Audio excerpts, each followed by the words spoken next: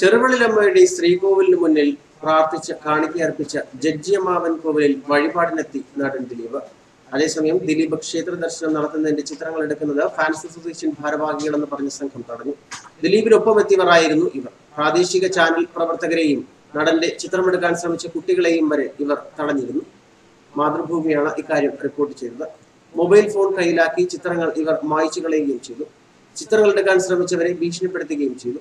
നടിയെ ആക്രമിച്ച കേസിൽ വിചാരണ ആരംഭിക്കാനിരിക്കെ ചലച്ചിത്ര നടൻ ദിലീപ് ചെറുവള്ളി ജഡ്ജിയമ്മാവൻ കോവിൽ ദർശനത്തിനെത്തിയിരുന്നു. ക്ഷേത്രത്തിലെ പ്രധാന വഴിപാടായ നടനിവേദ്യവും കരിക്കഭിഷേകവും നടത്തി. ഇവിടെ പ്രാർത്ഥിച്ചാൽ കേസുകളിൽ അനുകൂല വിധി ഉണ്ടാകും എന്നാണ് വിശ്വാസം. ചെറുവള്ളി ദേവി ക്ഷേത്രത്തിലെ ഉപദേവാലയമായ ജഡ്ജിയമ്മാവൻ കോവിലിൽ ദിവസവും പ്രധാന ക്ഷേത്രത്തിലെ നടയടച്ച ശേഷമാണ് പൂജ.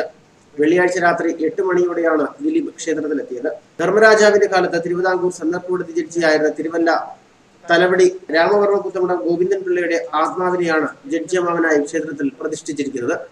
അതേസമയം ദിലീപ് അഴിക്കുള്ളിലായിരുന്ന സമയത്ത് ദിലീപിന്റെ സഹോദരൻ അനൂപ് പൊൻകുന്നം ചെറുവള്ളിയിലുള്ള ജഡ്ജിയമ്മാവൻ കോവിലിലെത്തിയത് അന്ന് സോഷ്യൽ മീഡിയ ഏറ്റെടുത്തിരുന്നു.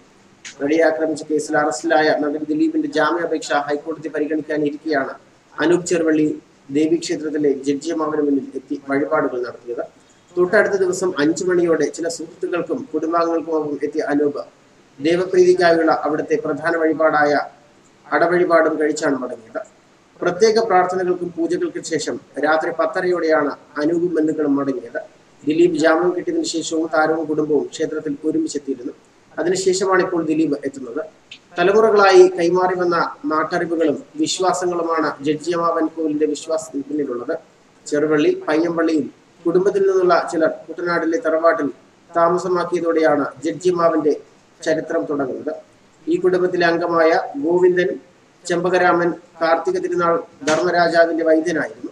രാജവൈദ്യന്റെ പിൻതലമുറക്കാരനായ ഗോവിന്ദൻ പിള്ളയെ തിരുവിതാംകൂർ കോടതി ജഡ്ജിയായി നിയമിച്ചു. മനുസ്മൃതി ഉൾപ്പെടെയുള്ള നീതിശാസ്ത്രങ്ങളിലും സംസ്കൃതത്തിലും മറ്റു പാണ്ഡിത്യമുള്ള ആളായിരുന്നു അദ്ദേഹം. തലവടിയിലെ രാമവർമ്മപുരം ഭവനത്തിലാണ് ജഡ്ജി താമസിച്ചിരുന്നത്. ജഡ്ജിക്ക് അനന്തരവനായ പത്മനാഭ പിള്ളയെ ഒരു തെറ്റിദ്ധാരണ മൂലം വെട്ടിക്കൊല്ലാൻ ഇടയായി. നീതിമാനായ ജഡ്ജി തെറ്റിദ്ധരിച്ചറിഞ്ഞതോടെ പശ്ചാത്താപ വിവശനായി. ചെയ്ത കുറ്റത്തിന് തൂക്കുകയറാണ് യഥാർത്ഥ ശിക്ഷയെന്ന് അദ്ദേഹം ഉറപ്പിച്ചു. തുടർന്ന് ധർമ്മരാജാവിനെ അടുത്തെത്തി ജഡ്ജി കുറ്റം സമ്മതിച്ചു. തന്നെ തൂക്കിലേറ്റണമെന്നും അദ്ദേഹം രാജാവിനോട് അഭ്യർത്ഥിച്ചു. എന്നാൽ രാജാവ് സമ്മതിച്ചില്ല. ചെയ്ത തെറ്റ് തിരുത്താനാകാത്തതിനാൽ തൂക്കിക്കൊല്ലുക തന്നെ വേണമെന്നും ജഡ്ജി രാജാവിനോട് ആവശ്യപ്പെട്ടു. ഒടുവിൽ നീതി നടപ്പിലാക്കാനായി രാജാവ് സമ്മതം മൂളി. തുടർന്ന് ജഡ്ജിയെ തൂക്കിക്കൊന്നു. ജഡ്ജിയുടെ ഇഷ്ടദേവനായിരുന്നു ചെറുവള്ളി ഭഗവതി. അതിനാൽ ചെറുവള്ളി ഭഗവതി ക്ഷേത്രത്തിനടുത്ത് ചേർന്ന് കുടിയിരിക്കാനാണ് അദ്ദേഹത്തിന് താല്പര്യമെന്ന് വിധി പ്രശ്നത്തിൽ തെളിഞ്ഞതോടെ ചെറുവള്ളി ക്ഷേത്ര വളപ്പിൽ ജഡ്ജിയമ്മാവനെ കുടിയിരുത്തി. പിന്നീട് ജഡ്ജിയുടെ പിൻഗാമികൾ ചെറുവള്ളി ക്ഷേത്ര ഊരാൺമക്കാരിൽ നിന്ന് കുറച്ച് സ്ഥലം വാങ്ങി ഇവിടെ ജഡ്ജിയമ്മാവന് കോവിൽ പണിയുകയായിരുന്നു. നീതിമാനായ ജഡ്ജിയമ്മാവനെ പ്രാർത്ഥിച്ചാൽ നീതിന്യായ പീഠത്തിന് അനുകൂല വിധിയുണ്ടാകും എന്നാണ് ഭക്തരുടെ വിശ്വാസം. അടനിവേദ്യമാണ് ഇവിടുത്തെ വഴിപാട്. ഒട്ടേറെ ഭക്തരാണ് വിവിധ കോടതി കേസുകളിൽ അനുകൂല തീരുമാനം ഉണ്ടാകുന്നതിന് ജഡ്ജിയമ്മാവന്റെ കോവിലിൽ പ്രാർത്ഥനയ്ക്ക് എത്തുന്നത്. ന്യൂസ് ഡെസ്ക് മലയാളി വാർത്ത.